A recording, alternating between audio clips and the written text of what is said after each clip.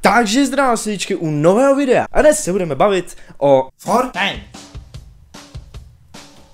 Co?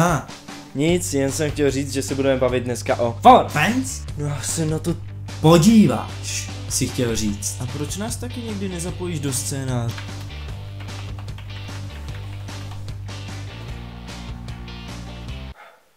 Jako vážně? Dobře, už to stačilo, tak už se na to vrhneme, ano? Co jim teda chceš říct? To nejk smíchu, já to chci vědět. Kdybys mě nechal domluvit, tak by ses to dozvěděl. Tak budu hádat. Chceš jim říct, že budeš na Fortnite, že se tam budeš všude potácet s tričkem Free Hacks a to úplnou náhodou na sobě dneska on nemá, ale to, že tam nebudeš zase jako host a celou dobu tam budeš mezi těma lidma, co si na tom budou ukazovat a ani za tebou potom nepřijdou, to už jim raději neříkáš, jo, aby se náhodou třeba nestrapnil. No co se jim asi celou dobu snažím říct?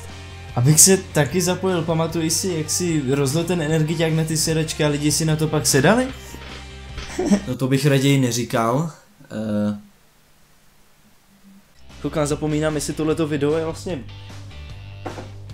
o mně nebo o vás. Ne, je o mně. Damn, it feels good to be a gangster. A real gangster ass nigga plays his cards right. A real gangster ass. Tak na tohle já prostě nemám. Co jim řekneš? Já tě zabiju!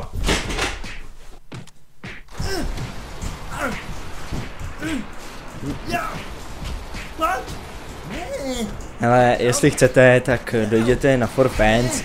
Budeme tam v podstatě celou dobu, co to bude trvat. Půjdeme i na afterparty, tak když tak tam zajděte, bude tam já, my budou tam i méně známější a možná i, no asi určitě i ty známější youtubeři, takže určitě se přijďte podívat a pobavit, no, tam bude spoustu akcí, já jdu roztrhnout.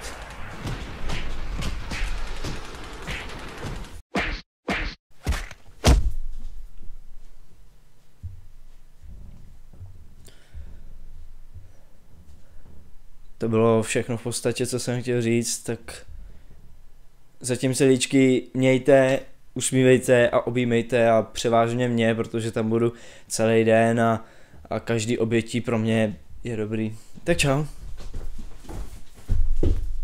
Ještě jsme neskončili, mačkaj!